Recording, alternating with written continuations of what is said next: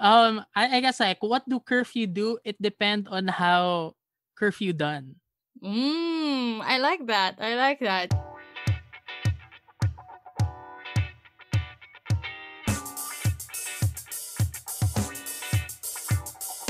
Hello everyone, welcome to another episode of Debatable with our hosts Nina and Kyle. I'm Kyle. I'm Nina, and for today, we're going to talk about current events. Because recently, the Philippine government once again placed the country on a curfew.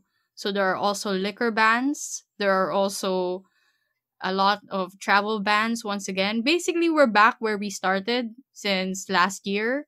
Nothing really has changed except the number of cases we've been getting in a day.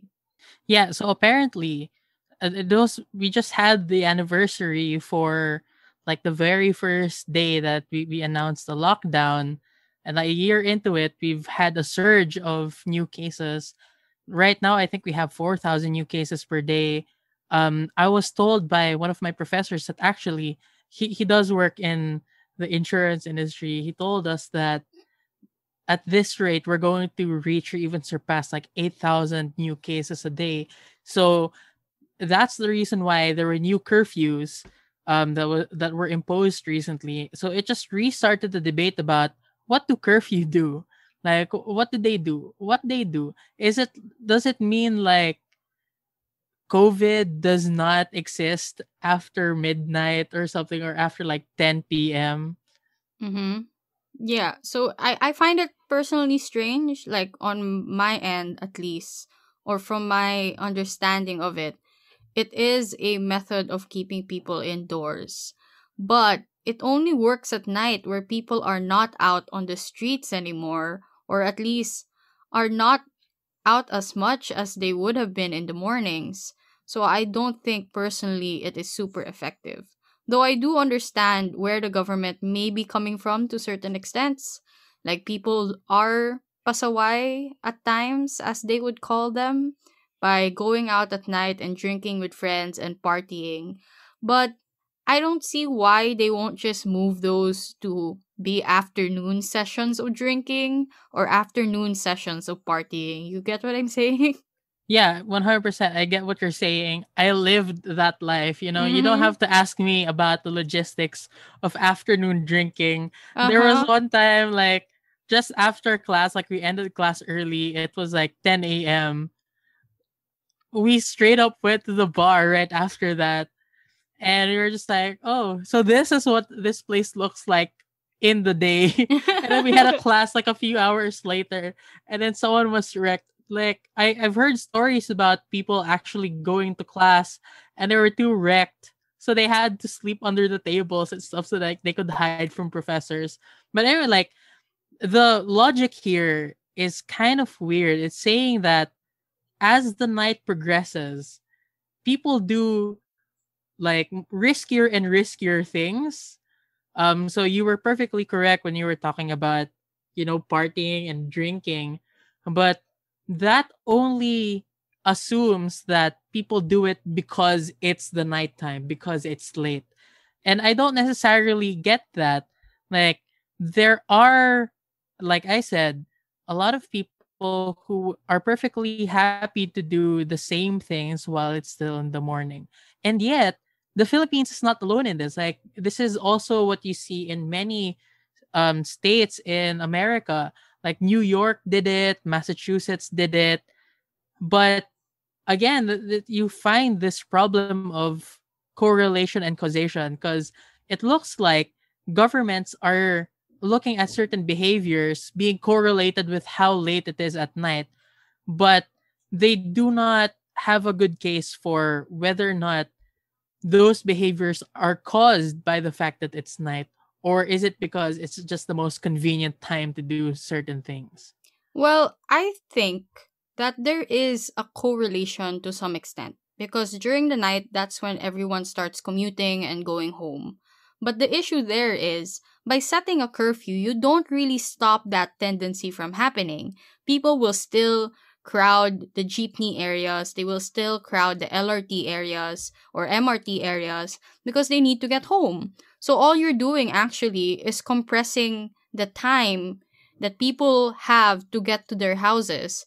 So if I'm the type, for example, that commutes at 10 p.m., because I feel like there's less people at 10 p.m. and I waited it out somewhere in like an empty coffee shop or something, I'll now be forced to go home at 7 p.m. or 8 p.m., where everyone is also trying to do the same thing.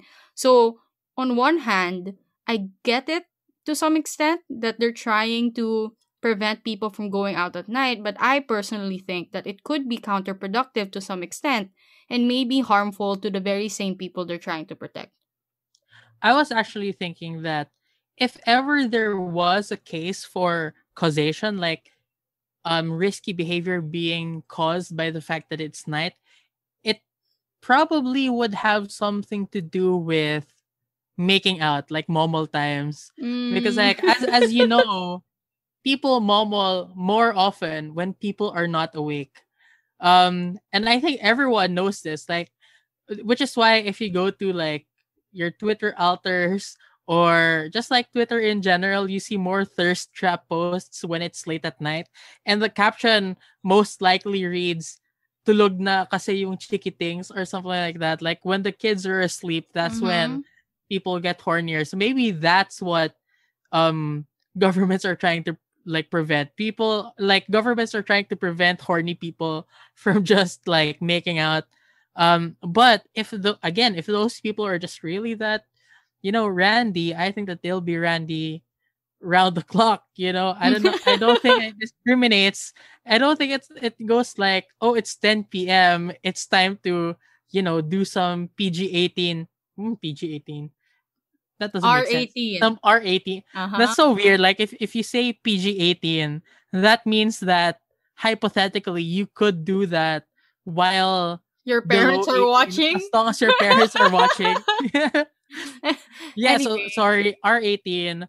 Um but I am reading right now an article from healthline.com, and apparently it's fact checked, and it said that curfews typically require people to stay home in the late night and early morning hours, and when people tend to participate in non-essential social gatherings, that often result in less compliance with social distancing guidelines and mask mandates. Um, Basically, the argument for a curfew is that when the curfew isn't applicable, like before 10 p.m., you can still do your normal activities. But after that, you still reduce the unnecessary interaction with people. But like as you said, it just makes people concentrate. Like it just makes people more concentrated in certain areas. For example, like um, you mentioned that a lot of people just wait out traffic at the coffee shop. And that's super funny to me because I remember when we were working together for St. Paul, and sometimes I go to work on my own and you weren't there, um, because I was handling class for that day. 100% of the time, I can't get a ride home like Mm-hmm. really quickly. I have to line up for like a solid hour. So what I usually do is I just wait out not only the traffic but also the lines.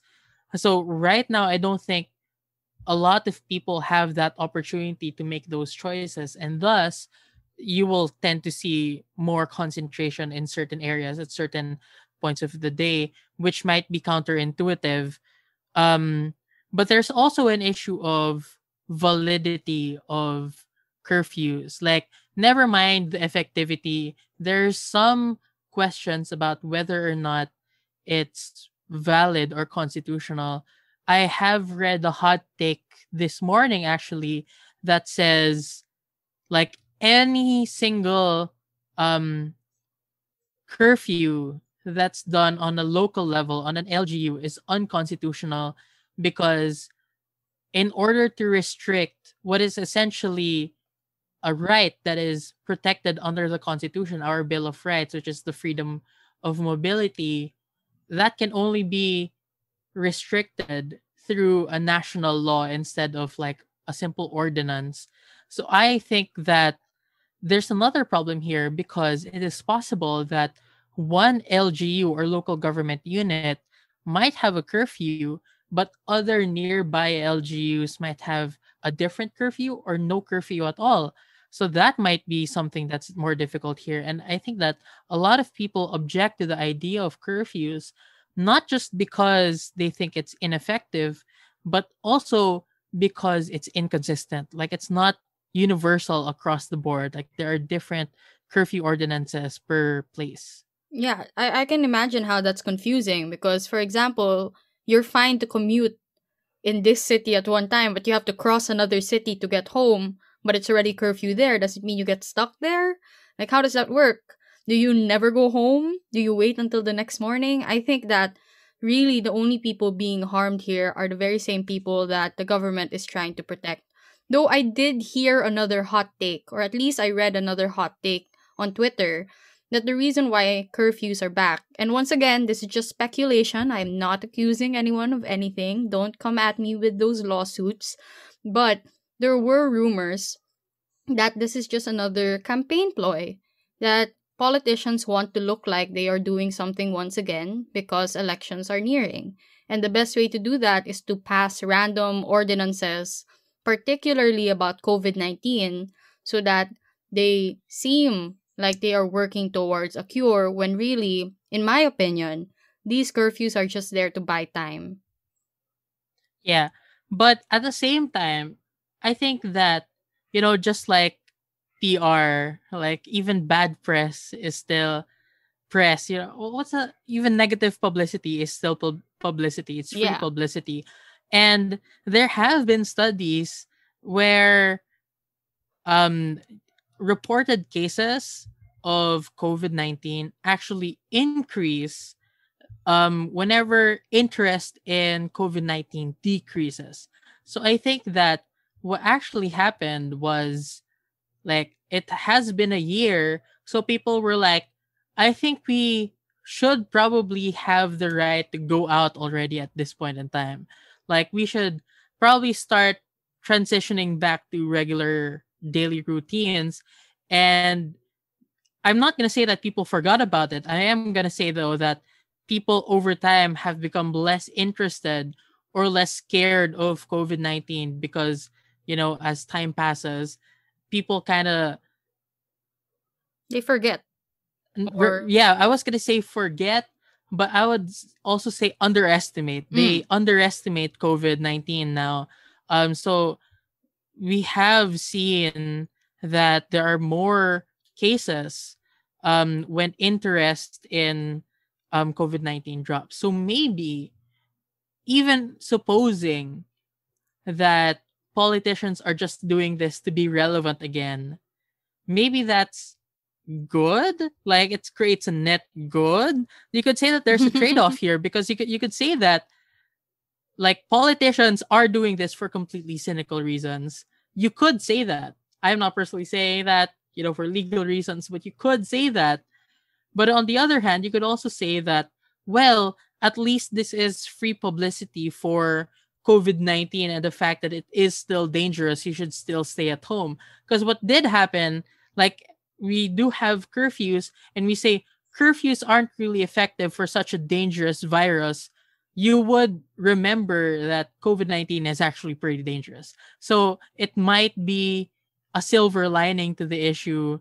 We have to be fair here, because, like, as much as I don't like the way the government is handling things, there might be some inadvertent benefits to the way that they're handling things as well. well, you could say that, but I'd say that they're pretty marginal because I think curfews are only truly effective if they're coupled with other policies that make sense. But as you mentioned, they're only city ordinances or only happen in local government levels, so it's not universal in their benefits. So, can you even say that the benefit is true when you can easily counter the argument that you provided by saying, well, it might be serious in this area, but it's not serious in another, so I'm more likely to incline to believe that it's not serious at all. I feel like that's also a possible harm of having curfews implemented in the manner that they are implemented right now. So I'm not saying curfews are overall bad. I do think there is some merit to it. Like it does keep people at home to some extent, but the way we are doing it does not make sense because we are not working on other policies to help it out. If maybe people had curfews and then on the side we were actually rolling out vaccines effectively, it would provide the net good that we are looking for. Or if people, for example, were actually, I don't know, making better sanitation rules, then there wouldn't even need to be a curfew because people could just go about their day normally, knowing that their trains are properly sanitized. Have you seen that video on Twitter that was going around where there was like a speed run of cleaning the train and it was so horribly done? Have you seen that one? No, what did that look like? So basically, like the cleaners, so every time after people get off a station, a bunch of cleaners go around. Supposedly, they have to spray and wipe every surface that people usually touch. But it was just like touch go. People would just, or at least the cleaners would just have a rag with them and then just quickly wipe while running so that they would be more efficient at it. So people were poking jokes at it and basically making edits of that short clip to showcase how ridiculous it was, because basically it was ridiculous. And I guess I would like to probably attach that clip to the tweet that we are going to make about this video, because I really think it's funny and encompasses the incompetence of the policies that we're implementing. Because our policies are good in essence, I'd say. Like they're good on paper. A lot of our policies are good on paper, but they just don't make sense in practice because they're not doing it well. Yeah. And I think that, even assuming that there could be a benefit for curfews, if we assume that, then there is no excuse for the government to not have like an actual plan for like a nationwide curfew or something. And I know that that might be, you know, siding a little bit too much with the government, because a lot of people do actually think that, it's unconstitutional and it's a bad way to interfere with people's rights. But let's assume for a bit that it is constitutional, it is valid, it is effective. If it was so good, why are you doing this so half-assed? Like, why is the approach so half-assed to begin with? And that's actually the most telling thing for me, is like, it just means that they still don't know what they're doing. There are definitely some parts of a curfew that are more debatable than others, but I don't think what's up for debate here is that there should be like a more uniform or universal guideline, or like a plan of action, and that we simply are not getting that. Like Mm-hmm. the most recent news that I heard was that um there are now more kinds of curfews. There are some like outright bans. Um, so this one that I'm reading right now, Rappler just tweeted it, where minors who are age 17 and below are banned from going outside for 2 weeks. And I'm just like, we have already tried doing this before. Like a long time ago with Spark versus Quezon City, where you wanted minors to stay indoors. So there was a curfew for that, and um it wasn't really upheld. Um, but again, this ban, even assuming that it was constitutional, even assuming that it was valid, it only covered 17 local government units in NCR alone. So at best, you have these practices that we assume are good, but they're not replicated by other LGUs because there's no like directive from the national government. So that's the problem here, I think, because for this entire year, whenever there is like a problem with, distributing relief goods or whatever, people always tend to blame local government units, when like it should have been the national government calling the shot. So I think that there's so much burden that's now being placed on local governments to deal with issues that they're just not equipped for. And Congress keeps giving the national government so many new powers, but even assuming that those powers are good, we talked about this already in previous episodes, Mm-hmm. that are pretty dangerous in my opinion for us. Um, I still think that the best version of like those powers, like the best exercises of those powers, they're not being done. So I'm just like, what was the justification for any of that? What's the justification for any of this silence that we're hearing right now? Because Duterte is on the record now saying that, well, it's not that bad. We've gone through worse. You could just hang in there, guys. Obviously, I'm paraphrasing, but the basic gist of it was that this isn't that bad. We've gone through worse. And I'm just like, that's so easy for a person in power to say with all the powers in the world to try to fix it. And yet, none of those powers are being exercised in proper ways. Well, I could say that the reason why local governments are not all doing it, even without the national directive, could probably be because certain municipalities or certain cities need it less than others. So we do know COVID cases are on the rise, but they only really are concentrated to specific areas of the country, like NCR or the big cities that exist, like Cebu, right? I'm not sure how Cebu is dealing with it, honestly.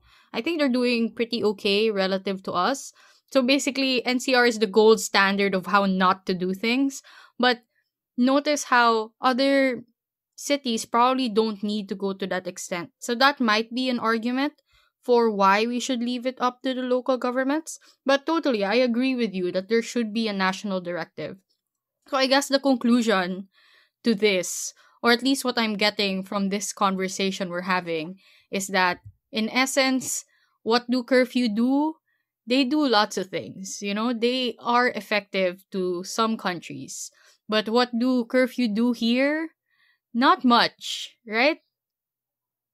Yeah.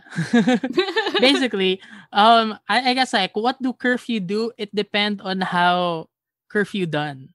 I like that. I like that. So I guess that's it for this little episode of Debatable. Like Yeah, this it's is very short. It's Yeah. very short because we just wanted to talk about curfews and the way we are affected by it personally. Whoa. Well, I'm not really Boo. effective. I'm not going out anytime soon, I feel. But I do know people who are affected by it, which is why I guess this is a relevant topic. If you are personally someone who is affected by curfew in a bad way, like it harms your commuting abilities and harms your ability to work properly, then I'm truly, truly sorry. If you're listening to this while on your commute, that's even uh that's even sadder because here you are commuting and you're listening to us tell you why the curfew you are trying to race against is not all that good.